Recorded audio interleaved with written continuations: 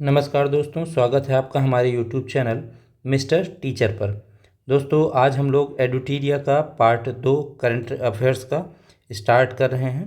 इसमें हम लोग इंटरनेशनल और स्पोर्ट्स से रिलेटेड, साइंस एंड टेक से रिलेटेड जितने भी इंफॉर्मेशन थे फटाफट 100.com वाले, वो सारे कवर करेंगे। इसका पहला पार्ट दोस्तों हमने अपलोड कर दिया यूट्यूब पे, आप हमारे चैनल पे जाके उसको देख सकते हैं। और उसका लास्ट वाला पार्ट आप ज़रूर देखिएगा, जहाँ पे मैंने उसको मैपिंग के थ्रू थोड़ा याद कराने की कोशिश की है। आज का भी हम लोग पूरा करंट पढ़ेंगे, उसके बाद में 2-4 मिनट मैपिंग के थ्रू इस सारे करंट को एक जगह कलेक्टिव फॉर्म में पढ़ने की कोशिश करेंगे, जिससे कि ज़्यादा से ज़्यादा चीज़ें हमको क्लास में ही याद हो जाएं। चलते हैं दोस्तों हम लोग पहले पॉइंट की तरफ। सबसे पहला क्वेश्चन है, ये सबसे पहली करंट है कि विश्व सर्वाइकल कैंसर उन्मूलन दिवस ये कब मनाया जाता है, उसकी थीम क्या है दोस्तों। ये बहुत इंपॉर्टेंट चीज़ होती है, इसकी थीम सबसे ज़्यादा इंपॉर्टेंट है। 17 नवंबर को मनाया जाता है और इसकी जो थीम है, act now eliminate cervical cancer. ठीक, तो आप लोग ध्यान रखिएगा, act now eliminate cervical cancer. Next दोस्तों, अंतर्राष्ट्रीय सैन्य संगीत समारोह, ध्यान रखिएगा, अंतर्राष्ट्रीय सैन्य संगीत है ये। तो ये कहाँ पे मनाया गया? कतर में मनाया गया। Next question, green fuel levy हवाई यात्रियों पर पर्यावरण शुल्क लागू करने वाला पहला देश सिंगापुर है। तो पर्यावरण शुल्क सबसे पहले किसने लगाया है? सिंगापुर ने लगाया है। उसका नाम क्या है? Green fuel levy. Next question है दोस्तों, यूएन जल सम्मेलन, यूनाइटेड नेशन का वाटर कन्वेंशन कहाँ पे हुआ है? तो ये बांग्लादेश में हुआ है। ठीक है, और ये दक्षिण एशिया का प्रथम देश है जहाँ पे ये सम्मेलन ऑर्गेनाइज किया गया है। नेक्स्ट क्वेश्चन कि कैशलेस देश, दुनिया का पहला पूर्णतः कैशलेस देश कौन सा है दोस्तों? तो ऐसा करने वाला स्वीडन पहला देश बना पूरे विश्व में जो पूरी तरीके से कैशलेस हो गया है। कैशलेस होने का मतलब ये है कि अब इनके जितना ट्रांजेक्शन्स हो रहे हैं वो मैक्सिमम ऑनलाइन ही हो रहे हैं। फिर है नेक्स्ट क्वेश्चन दोस्तों कि इच्छा मृत्यु को वैध बनाने वाला देश पहला कौन सा है? लैटिन अमेरिकी देश, तो वो है उरुग्वे। दोस्तों यहाँ पे यूथेनेसिया की बात की गई है। यूथेनेसिया का मतलब इच्छा मृत्यु। ये दो प्रकार से होती है, एक होती है एक्टिव और एक होती है passive. Active euthanasia, passive euthanasia का मतलब क्या होता है? एक्टिव का मतलब होता है कि हम जिस व्यक्ति ने इसकी रिक्वेस्ट की है, इच्छा मृत्यु की रिक्वेस्ट की है, उसको हम कोई भी ऐसा जहर दे के या फिर किसी भी तरीके से हम उसको मार देते हैं। और पैसिव यूथेनेसिया में क्या होता है कि जो भी मान लीजिए कोई पेशेंट है, उसको किसी लाइफ सपोर्ट सिस्टम पे रखा गया है जिसकी वजह से वो जिंदा है। जैसे लोग जाते हैं ना आईसीयू में चले जाते हैं, तो इस तरह से क्या करते हैं कि हम उस सिस्टम को हटा देते हैं और वो इंसान खुद ब खुद मर जाता है। तो ये यूथेनेसिया होता है। फिर नेक्स्ट क्वेश्चन दोस्तों कि दिवाली को राजकीय छुट्टी किसने घोषित किया? तो अमेरिका के कैलिफोर्निया में राजकीय दिवाली को राजकीय छुट्टी के रूप में घोषित किया गया। नेक्स्ट दोस्तों कि फ्री इकॉनमी या फिर सबसे मुक्त अर्थव्यवस्था किसको माना गया है? तो विश्व में सबसे जो फ्री इकॉनमी है वो है सिंगापुर, इसको प्रथम स्थान दिया गया है फ्री इकॉनमी। फ्री इकॉनमी का मतलब क्या होता है दोस्तों? फ्री इकॉनमी का मतलब है कि हम वहाँ पे चाहे ट्रेड करना बहुत आसान होता है, किसी प्रकार की कोई रिस्ट्रिक्शन नहीं होती है बहुत ज़्यादा, तो उसे फ्री इकॉनमी कहा जाता है। इंपोर्ट एक्सपोर्ट आसानी से कर सकते हैं हम। नेक्स्ट है, नेपाल की प्रथम महिला पीएम वो कौन बनी है? सुशीला कार्की बनी है। आपने जंजी विद्रोह देखा ही होगा नेपाल का, तो उसके बाद में सुशीला कार्की को अंतरिम प्रधानमंत्री नियुक्त किया गया है। नेक्स्ट है दोस्तों, सबसे उम्रदराज राष्ट्रपति कौन बने हैं? तो विश्व के सबसे उम्रदराज राष्ट्रपति बने हैं पॉल बिया। ये कहाँ के बने हैं? कैमरून के राष्ट्रपति हैं दोस्तों, ध्यान रखिएगा, पॉल बिया, कैमरून। नेक्स्ट है तापीय ऊर्जा संयंत्र, दुनिया के किस देश ने पहला तापीय ऊर्जा संयंत्र शुरू किया है? वो स्टार्ट किया है चाइना ने। जो भी इस तरह के बड़े वाले काम होते हैं, ज़्यादातर होता ही है कि वो चाइना स्टार्ट करता है या फिर अमेरिका।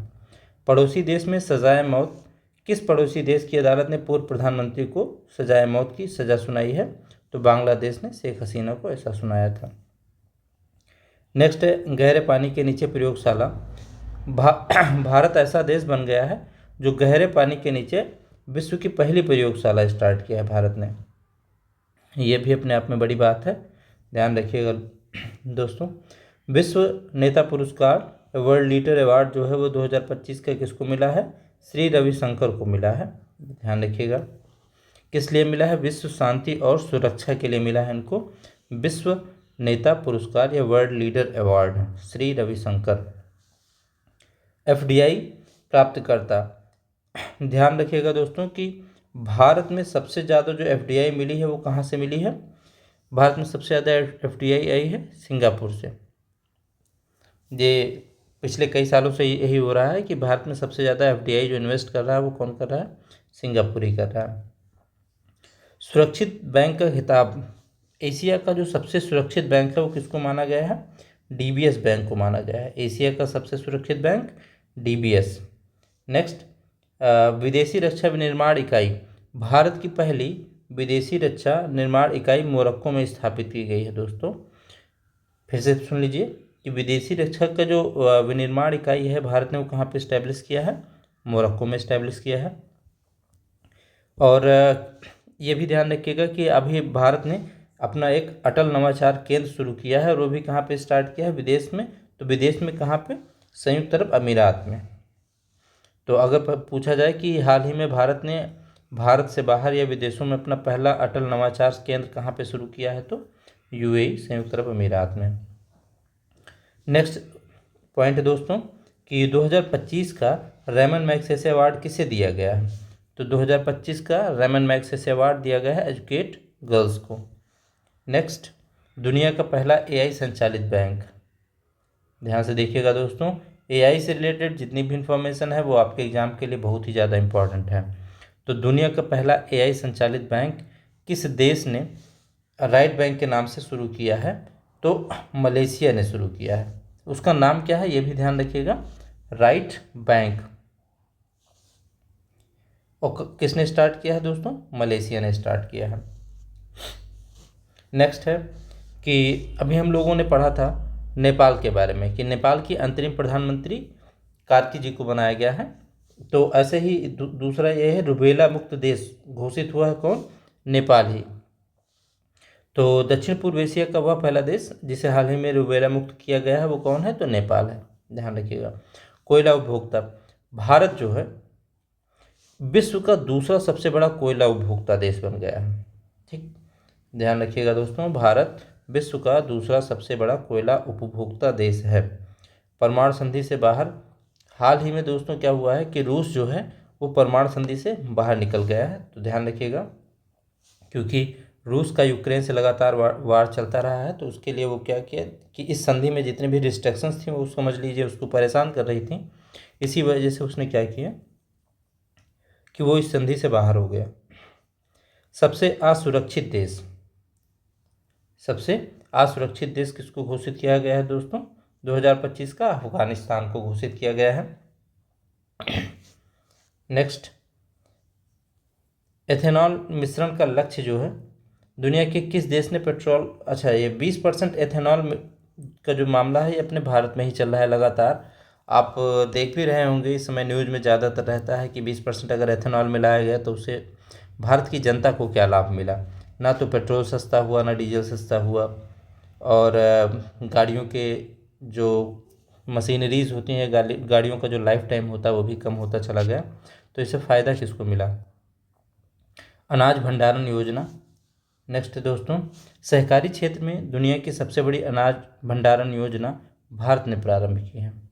ठीक, दुनिया सहकारी क्षेत्र में दुनिया की सबसे बड़ी अनाज भंडारण योजना किसने स्टार्ट की है? भारत ने। ग्लोबल बेस्ट मैजिक क्रिएटर जादूगरनी जो है वो कौन है? सुहानी शाह है, ये ध्यान रखिएगा नाम दोस्तों। नेक्स्ट है CO2 को भोजन में बदलना, किस देश के वैज्ञानिकों ने कार्बन डाइऑक्साइड को भोजन में बदलने की सफलतापूर्वक ऐसा किया है? तो चाइना ने ऐसा किया है।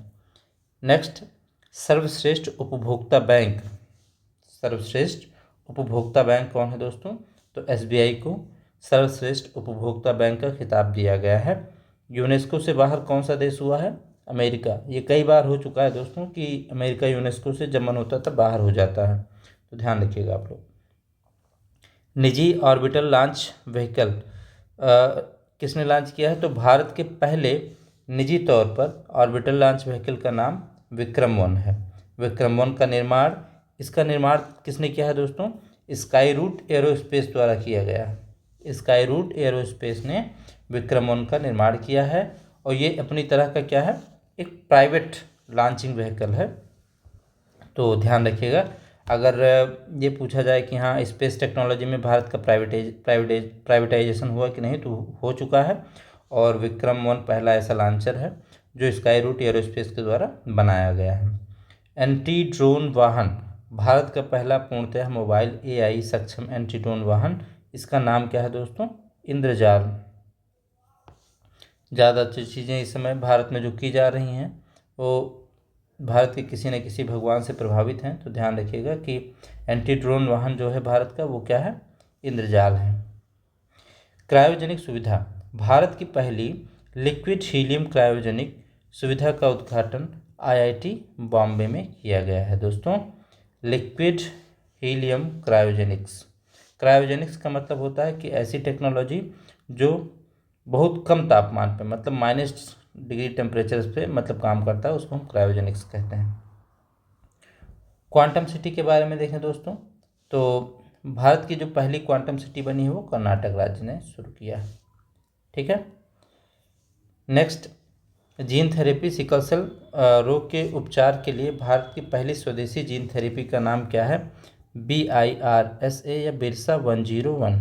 ठीक, जो कि CSIR IGIB द्वारा विकसित की गई है। फिर से सुन लीजिएगा दोस्तों, सिकल सेल रोग के उपचार की जो जीन थेरेपी है वो किस नाम से स्टार्ट की गई है? बिरसा 101।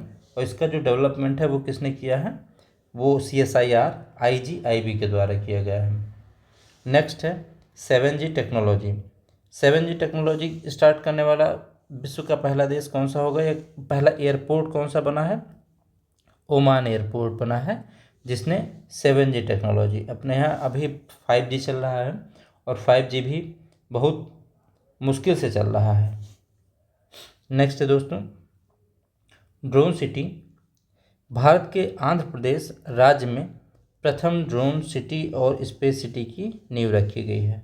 ध्यान सुनिएगा, आंध्र प्रदेश में पहली ड्रोन सिटी और स्पेस सिटी की नींव रखी गई है।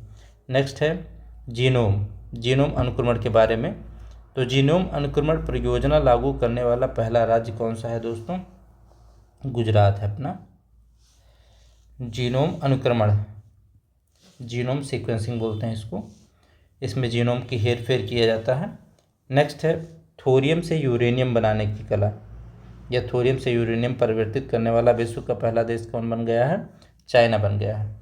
ध्यान रखिएगा दोस्तों, थोरियम भारत में केरल के मोनजाइट बालू में सबसे ज़्यादा पाया जाता है। अगर ये टेक्नोलॉजी इंडिया में आ जाएगी तो इंडिया न्यूक्लियर पावर बहुत, मतलब अपने जो न्यूक्लियर एफिशिएंसी को है वो बहुत अच्छे से प्रयोग कर सकता है, क्योंकि भारत में थोरियम की मात्रा बहुत है। ड्रोन फॉरेंसिक लैब, भारत की पहली ड्रोन फॉरेंसिक लैब कहाँ पे इस्टेब्लिश की गई है दोस्तों? तो लखनऊ में इस्टेब्लिश की गई है। नेक्स्ट है जियोथर्मल, भारत के आंध्र प्रदेश राज्य में सबसे बड़ी भूतापीय ऊर्जा पायलट परियोजना इस्टेब्लिश की जाएगी। तो अब मतलब ये कहाँ पे इस्टेब्लिश की जाएगी? जियोथर्मल एनर्जी वाला आंध्र प्रदेश में इस्टेब्लिश की जाएगी। अभी आंध्र प्रदेश में हम लोगों ने क्या पढ़ा था? ये स्पेस सिटी वाला जो पढ़ा गया था ना, स्पेस सिटी और ड्रोन सिटी, ये भी क्या आंध्र प्रदेश में ही है। तो थोड़ा ऐसे ही आप क्या करेंगे कि कई सारी न्यूज़ को अगर एक साथ आप लिंक करते हैं तो वो थोड़ा याद करने में आसानी हो जाएगी। नेक्स्ट है स्टारलिंक परियोजना। स्टारलिंक समझौता करने वाला भारत का पहला राज्य जो है वो कौन है? महाराष्ट्र है। नेक्स्ट है स्वदेशी एंटीबायोटिक, देश की पहली कौन सी एंटीबायोटिक है? नाम उसका क्या है? नेफिप्रॉन। नेफिप्रॉन जो है वो क्या है दोस्तों? भारत का पहला एंटीबायोटिक है। नेक्स्ट है दोस्तों AI आधारित, दुनिया के किस देश ने पहला AI आधारित मंत्री नियुक्त किया है? देखिए ये कौन है? अल्बानिया है। नेक्स्ट दोस्तों अब हम लोग चलते हैं पर्यावरण और पारिस्थितिकी वाले चैप्टर पे। तो पर्यावरण और पारिस्थितिकी में देखते हैं हम लोग। सबसे पहला क्वेश्चन क्या है कि सौर ऊर्जा संचालित चिड़ियाघर जो है भारत का वो कौन सा है? बैनरघट्टा बायोलॉजिकल पार्क दोस्तों, ये भारत का पूर्णतः जो है सौर संचालित ऊर्जा चिड़ियाघर है। नेक्स्ट है वन्यजीव संशोधन विधेयक। केंद्रीय वन्यजीव संरक्षण अधिनियम विधेयक 1972 में संशोधन करने वाला पहला राज्य केरल है। वाइल्ड लाइफ का जो प्रोटेक्शन एक्ट है 1972 का, उसमें सबसे पहले संशोधन किसने किया है? तो केरल ने किया है। दुनिया के किस देश ने पहला live under water interview organise किया है? तो पलाऊ ने किया है ऐसा। बांस बायो रिफाइनरी, ये बांस आधारित दोस्तों पहली बायो रिफाइनरी जो बनाई गई है नुमालीगढ़ असम में बनाई गई है। ध्यान रखिएगा, फिर से सुन लीजिए, बांस बायो रिफाइनरी। तो भारत की पहली बांस आधारित बायो रिफाइनरी नुमालीगढ़ असम के गुवाहाटी विश्वविद्यालय में ये परियोजना शुरू की गई है। नेक्स्ट है वैश्विक वन्यजीव मेला। वैश्विक वन्यजीव मेला 2025, इसका आयोजन कहाँ पे हुआ है? तो दिल्ली में हुआ है। कोरल लार्वा क्रायो बैंक, फिर से सुनिए, कोरल लार्वा क्रायो बैंक दक्षिण पूर्व एशिया का पहला कोरल स्टोरेज नहीं दोस्तों है कि कोरल लार्वा का क्रायो बैंक जो है ये कहाँ पे स्टार्ट किया गया है? फिलीपींस में स्टार्ट किया गया है। MS स्वामीनाथन अवार्ड जो है 31वां पुरस्कार किसको दिया गया है? सहज समृद्ध जी को दिया गया है MS स्वामीनाथन का 31वां पुरस्कार। और टाइम मैगजीन के 100 सबसे ज़्यादा प्रभावशाली व्यक्तियों में सोनम वांगचुक को शामिल किया गया है। और यही वो सोनम वांगचुक है जिसको हमारे देश की अदालत ने या हमारे नेताओं ने मिलकर इनको जेल में बंद करवा दिया। रामसर साइट, भारत की 94वीं जो रामसर साइट है वो कौन सी है? गोगाबिल झील है, जो कहाँ पे है दोस्तों? बिहार में है। और ब्लू फ्लैग प्रमाणन, अभी क्वेश्चन ये आएगा कि हाल ही में भारत के किस तट या फिर किस राज्य के कितने तटों को जो है ब्लू फ्लैग सर्टिफिकेशन दिया गया है? तो ये 5 तटों को दिया गया है महाराष्ट्र के। ये ब्लू फ्लैग सर्टिफिकेशन होता क्या है दोस्तों? इसका मतलब ये होता है कि कोई भी कोस्ट लाइन जो है जहाँ जो टूरिज़्म के लिए है वो टूरिस्टों के जाने के लिए उपयुक्त है या नहीं है, मतलब वहाँ पे पर्याप्त सफाई है, हर चीज़ की सुविधा है या नहीं है, इसीलिए ब्लू फ्लैग सर्टिफिकेशन दिया जाता है। हाइड्रोजन संयंत्र, भारत का सबसे बड़ा हरित हाइड्रोजन संयंत्र जो है JSW एनर्जी ने शुरू किया है। ध्यान रखिएगा, इसका नाम याद रखिएगा आप, JSW, इसी ने क्या किया गया है? भारत का सबसे बड़ा हरित हाइड्रोजन निर्माण संयंत्र स्टार्ट किया है। वन्यजीव संरक्षण बजट, ये किस राज्य ने 1 करोड़ रुपए का विशेष बजट पेश किया है? तो तमिलनाडु ने पेश किया है।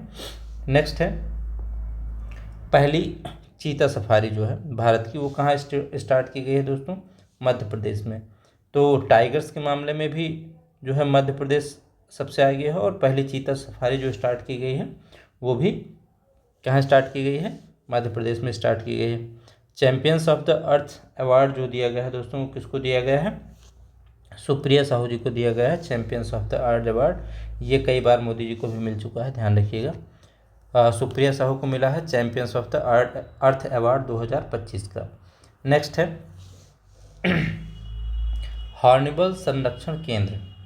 हॉर्नबिल संरक्षण केंद्र भारत का पहला वाला कहाँ बना है दोस्तों? ये भी तमिलनाडु में ही बना है। ठीक, नेक्स्ट अब हम लोग चलते हैं थोड़ा खेल कूद में। तो इसमें देखेंगे दोस्तों T20 वर्ल्ड कप 2026 का जो ब्रांड एम्बेसडर है उस किसको बनाया गया है? रोहित शर्मा को बनाया गया है। ठीक, T20 2026 का brand ambassador Rohit Sharma. Next है ब्लाइंड महिला T20 वर्ल्ड कप, नेपाल ने भारत को हराकर यह कप जीता है। नेक्स्ट है दोस्तों महिला वनडे विश्व कप 2025 विजेता दक्षिण अफ्रीका को हराकर भारत विजेता बना। इस बार ये वुमेंस इंडियन क्रिकेट टीम के लिए बहुत गर्व का टाइम था जब उसने वर्ल्ड कप जीता। राष्ट्रमंडल खेल या कॉमनवेल्थ, ये कहाँ पे आयोजित किया जाएगा दोस्तों? अहमदाबाद में।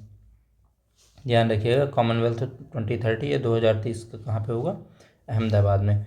महिला कबड्डी विश्व कप 2025 का इसका विजेता कौन हुआ? भारत। नेक्स्ट है प्रथम भारतीय कॉटिंग चैंपियन ये आरसी गुप्ता को बनाया गया है। प्रथम भारतीय कॉटिंग चैंपियन कौन बनी? RC Gupta.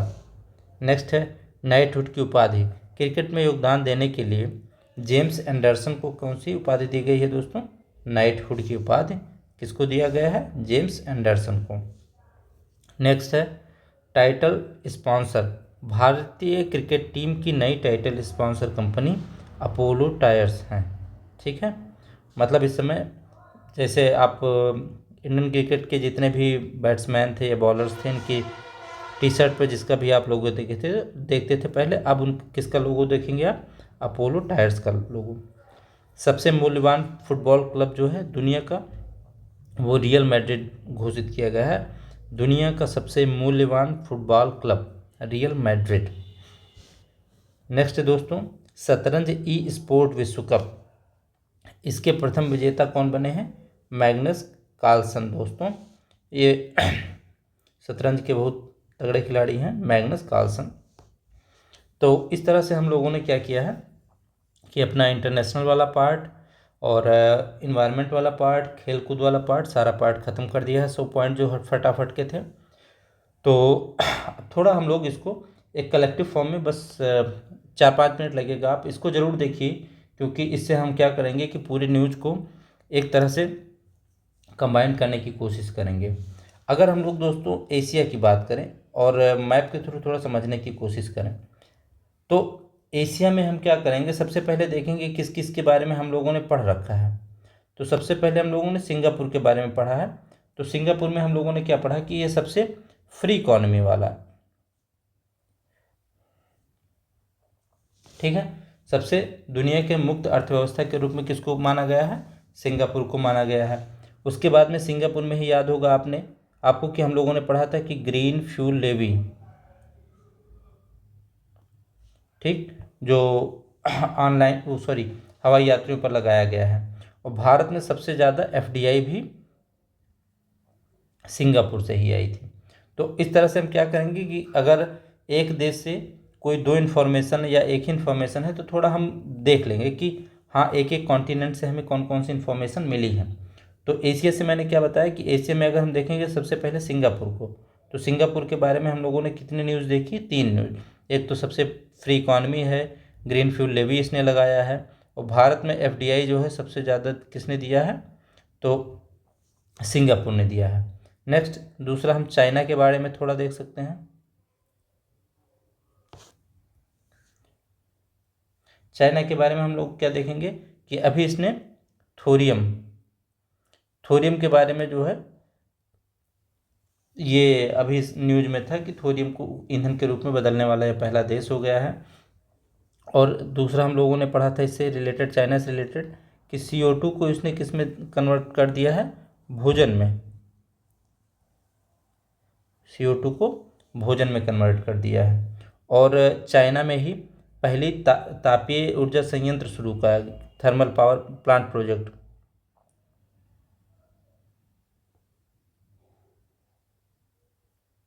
Thermal power plant जो सबसे पहला लगाया गया है वो कहाँ पे लगाया गया है? चाइना में। तो अभी जैसे हम लोगों ने क्या देखा कि एशिया में हम लोग सबसे पहले सिंगापुर से देखे, free economy, green fuel levy, FDI जो है सबसे ज़्यादा इंडिया में दिया। चाइना में हम लोगों ने देखा कि थोरियम बनाने की टेक्निक, और उसके बाद में CO2 को भोजन में कन्वर्ट करना, थर्मल पावर प्लांट विश्व का सबसे बड़ा वहीं लगा है। और उसके बाद में फिर हम लोग क्या देखे थे? ये भी देखे हैं कि पहला नेपाल के बारे में हम लोगों ने क्या क्या पढ़ा था, ये देखते हैं। तो नेपाल के बारे में हम लोगों ने पढ़ा, पहली तो वहाँ की जो प्रधानमंत्री हैं, अंतरिम प्रधानमंत्री, जिनका नाम है सुशीला कार्की। तो ऐसे में केवल इतना लिख देता हूँ PM, आप इतना जान जाएंगे कि किसके बारे में बात हो रही है, सुशीला कार्की के बारे में बात हो रही है। और नेपाल के ही बारे में हम लोगों ने क्या पढ़ा था कि इसको रुबेला मुक्त कर दिया गया है। ठीक है, रुबेला फ्री हो गया है। तो ये सारी चीज़ें हम लोग यहाँ से पढ़े हैं। नेक्स्ट अगर एशिया की ही हम लोग बात करें तो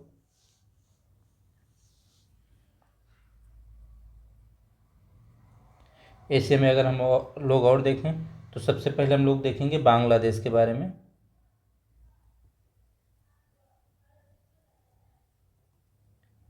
तो बांग्लादेश से हम लोगों ने क्या क्या पढ़ा था? सबसे पहले हम लोगों ने पढ़ा था यहाँ पे वाटर कन्वेंशन हुआ है।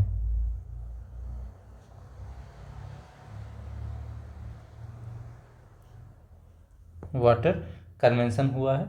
और दूसरी बात यहाँ पे क्या हुई थी कि जो इनके फॉर्मर पीएम थे, फॉर्मर पीएम, उनको सज़ा मिली है। तो आप लोग ध्यान रखिएगा। नेक्स्ट है दोस्तों, एशिया से ही अगर हम लोग देखें तो मलेशिया का नाम आता है। मलेशिया में हम लोगों ने क्या पढ़ा था? मलेशिया में हम लोगों ने पढ़ा था कि पहला AI bank, AI based bank. दोस्तों मैंने आपको पहले भी बता रखा है कि जहाँ पे भी एआई का मामला आए आप तुरंत ध्यान रखिएगा।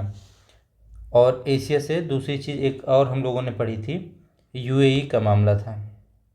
भारत ने पहला अटल नवाचार केंद्र खोला था। तो मैं केवल यहाँ पे अटल लिखे दे रहा हूँ, आप इतने से समझ जाएंगे कि यूएई में अटल इनोवेशन पॉइंट जो है वो सेंटर खोला गया है। तो एशिया से अगर हम लोगों ने देखा तो क्या क्या? सिंगापुर देखा, चाइना देखा, नेपाल देखा, बांग्लादेश, मलेशिया और यूएई। ये हमको क्या मिल गया? एशिया से। तो मैप के थ्रू पढ़ने से हमें क्या होता है कि चीज़ें थोड़ा कैटेगराइज हो जाती हैं, जिससे हमको याद करने में थोड़ा आसानी होती है। नेक्स्ट दोस्तों, अगर हम लोग यूरोप के बारे में देखें कि यूरोप से हम लोग कौन कौन सी न्यूज़ पढ़ रखे हैं, तो यूरोप में अगर हम लोग देखेंगे तो सबसे पहला देखा गया हम लोगों ने स्वीडन। स्वीडन में हमने क्या देखा कि ये पहला कैशलेस देश बना है। तो हम क्या लिख सकते हैं? कैशलेस लिख सकते हैं। कुल मिला के आपको जो की पॉइंट है वो आपको याद होना चाहिए बस। उसके बाद में हम लोगों ने पढ़ा है आइसलैंड के बारे में। आइसलैंड के बारे में हम लोगों ने क्या पढ़ा था कि यहाँ पे सबसे पहला एआई बेस्ड मिनिस्टर।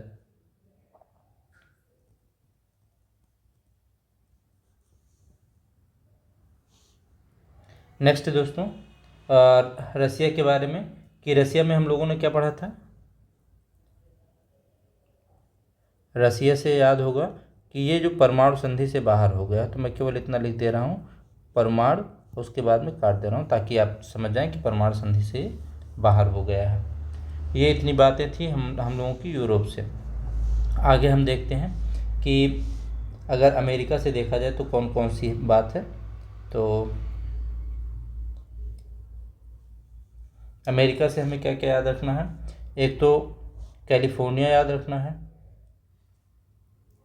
क्यों याद रखना है? क्योंकि वहाँ पे दिवाली को जो है क्या घोषित किया गया था?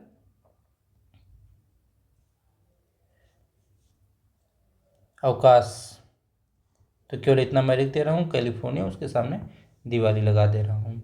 और अमेरिका जो है एक चीज़ दोबारा क्या हुआ है कि यूनेस्को से बाहर हो गया है। तो ये भी ध्यान रखिएगा। और उरुग्वे जो है वो भी लैटिन अमेरिकी देश है।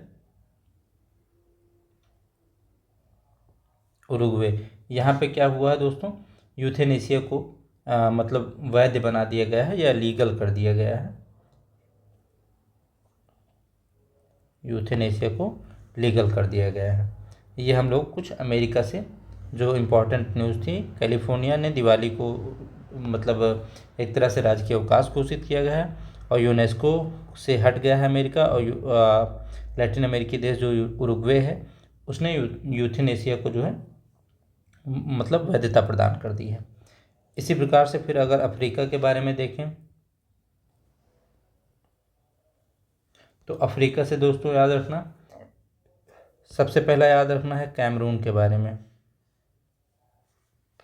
कैमरून के बारे में क्या लिखा जाएगा या याद किया जाएगा? इसमें सबसे ज़्यादा मतलब 92 ईयर्स के यहाँ के कौन हैं? प्रेसिडेंट हैं पॉल बिया। तो सबसे उम्र दराज या ओल्डेस्ट ऐसे लिख सकते हैं, ठीक है। सबसे ओल्डेस्ट जो है प्रेसिडेंट कहाँ के बने हैं, तो कैमरून के बने हैं। और भारत ने अपने पहली विदेशी रक्षा निर्माण इकाई कहाँ पे इस्टेब्लिश की है, वो मॉरिशस में की है, थोड़ा ध्यान रखिएगा। ये अफ़गानिस्तान को सबसे ज़्यादा जो है अब वो किया गया है, असुरक्षित देश घोषित किया गया है, ये ध्यान रखिए अफ़गानिस्तान को। और उसके बाद में दोस्तों अगर हम थोड़ा और सोचे देखने की कोशिश करें तो भारत में दो चीज़ में मतलब बची थी, वो मैं फिर से आपको रिवाइज करवा दे रहा हूँ। एक ये 20% एथेनॉल वाला मामला ध्यान रखिएगा, ठीक है, 20% एथेनॉल वाला मामला याद रखिएगा। और एक प्रयोगशाला वाला, सबसे गहरा जो प्रयोगशाला, गहरे पानी में प्रयोगशाला जो है वो याद रखिएगा। तो कुल मिला के दोस्तों आप बस कोशिश ये कीजिए कि जब भी आप करंट को पढ़िए तो करंट को थोड़ा मैप ओरिएंटेड पढ़िए, मैप के साथ साथ में पढ़िए, इससे आपकी मैपिंग भी अच्छी हो जाएगी और थोड़ा आप ये भी देखेंगे कि हाँ हमको किस कॉन्टिनेंट से या किस देश से कितनी इन्फॉर्मेशन हमको मिली है। तो यहीं पे इस क्लास को ख़त्म कर सकते हैं हम लोग। तो धन्यवाद बहुत ज़्यादा दोस्तों आप लोगों का कि आप लोग हमारे चैनल पर आए मिस्टर टीचर पर। और कैसा लगा आपको ये वीडियो आप लोग बताइएगा ज़रूर। हाँ, हमारे वीडियो में आपको थोड़ा अभी टाइम लग सकता है, तो इतना ज़रूर ध्यान रखिएगा दोस्तों कि जिस चीज़ में टाइम लगता है वो चीज़ें अच्छी होती हैं। और जो भी आपके सजेशंस हों वो आप लोग कमेंट में ज़रूर लिखिए, हम लोग उसको पूरा करने की कोशिश करेंगे। हम लोग देखेंगे कि हमारी क्या क्या गलतियां हैं, उसको हम लोग कहाँ कहाँ पे सुधार सकते हैं। ठीक है दोस्तों, धन्यवाद बहुत ज़्यादा आप लोगों का। Thank you very much.